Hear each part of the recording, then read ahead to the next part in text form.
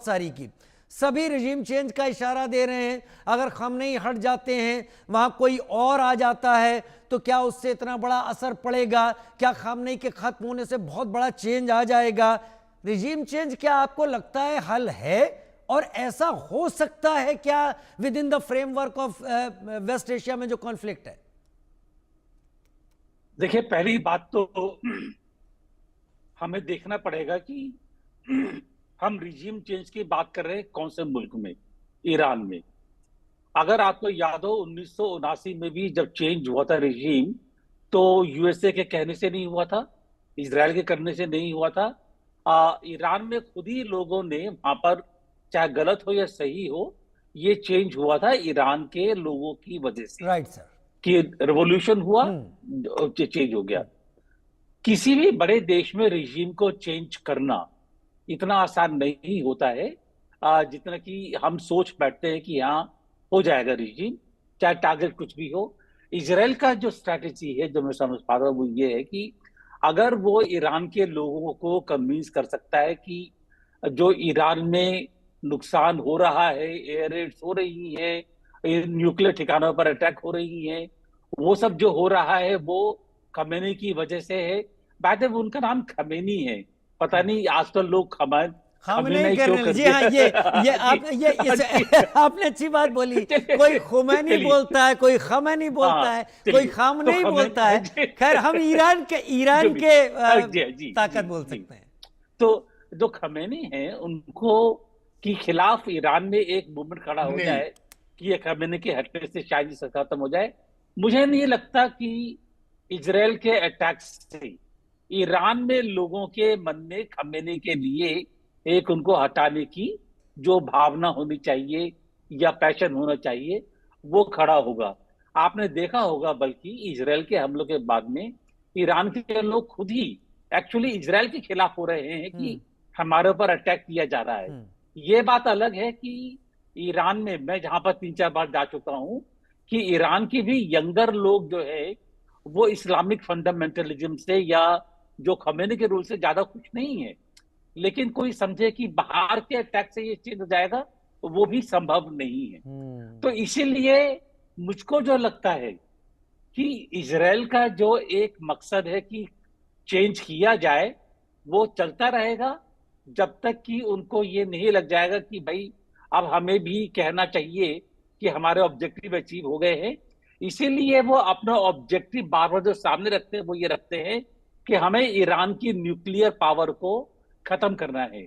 देखिए, मैं यहाँ पर एक चीज साफ साफ कहना चाहूंगा। मुझको ये नहीं है कि ईरान में खमेनी मेरे को खास दोस्त है या इसराइल से मेरे को खास दोस्ती है। लेकिन ये बताइए कि जो न्यूक्लियर प्रोग्राम था, पहले इसराइल में शुरू हुआ था या ईरान में शुरू हुआ था? आप खुद जरा हिस्ट्री देखिए पहले आप। इसराइल को लगा कि उनकी जो अरब देशों से जो दुश्मनी है, उसको रिजॉल्व करने के लिए एक पावर फैक्टर होना चाहिए, न्यूक्लियर वेपन्स। और इसीलिए इसराइल भी को भी अभी भी ज्यादातर बोलते हैं, इसराइल को और नॉर्थ कोरिया को, कि ये दोनों मुल्क undeclared nuclear weapon countries exactly, हैं। Yes yes yes. तो अगर इसराइल एक न्यूक्लियर वेपन कंट्री है, चाहे अनडिक्लेयर्ड हो, तो आप ये बताइए कि ईरान, जिसकी दुश्मनी इसराइल के साथ में डिक्लेयर्ड दुश्मनी है, वो क्या करेगा? वो क्या वो अपनी सुरक्षा के लिए कुछ नहीं करेगा? ये बात। उसके साथ में दूसरी चीज ये भी है, क्या ये पॉसिबल है आज कि कोई भी देश अपनी सुरक्षा के लिए न्यूक्लियर वेपन इस्तेमाल करे? क्योंकि उनको मालूम है कि अगर न्यूक्लियर वेपन इस्तेमाल हुआ, तो पहली बात तो जो डिस्ट्रक्शन होगा वो बियॉन्ड टेरिटोरियल कंट्री बॉर्डर्स होगा। यस। और दूसरी चीज ये कि जो भी इस्तेमाल करेगा, उसके जवाब में कोई ना कोई दूसरा मुल्क भी न्यूक्लियर वेपन इस्तेमाल करेगा, बढ़ेगा आगे वो। तो ये न्यूक्लियर धमकी देकर के एक जो खड़ा किया जाता है बवाल कि न्यूक्लियर वॉर हो जाएगी, न्यूक्लियर वॉर हो जाएगी, वो कहने की बात है, इतना आसान नहीं होगा। सीधी सी चीज ये है कि जब ईरान से दुश्मनी क्यों है इजराइल की, किसी ने जिक्र किया था, हमास, हूथी, हिजबुल्ला, ये सारे ग्रुप मिलकर के इजराइल को घेर रहे हैं फ्रॉम डिफरेंट एरियाज। और सबकी सपोर्ट आती है ईरान से। हम्म, तो उनको ये लगता है कि अगर ईरान का तख्ता पलट हो गया तो ये जो ग्रुप है जो कि इसराइल को घेरे हुए हैं, इनकी भी शक्ति कम हो जाएगी। हम्म, तो वो चाहते हैं कि ईरान का तख्ता पलट हो, हम्म। लेकिन मुझको नहीं लगता इतना आसान होगा। तो कहां तक खींचेंगे मेरे मेरे यूएस? मेरे जी ख्याल से सर, इजराइल ऑक्टोपस की तरह ईरान को देखता है, और ये हूतीज, जी हमास, हिजबुल्लाह उसके टेंटिकल्स हैं बिल्कुल। जिनको पहले खत्म किया गया, और अब शायद सीधे ऑक्टोपस पर वार करने की इजराइल कोशिश कर रहा है। समझ करें सर, फिर आगे बढ़ता हूं।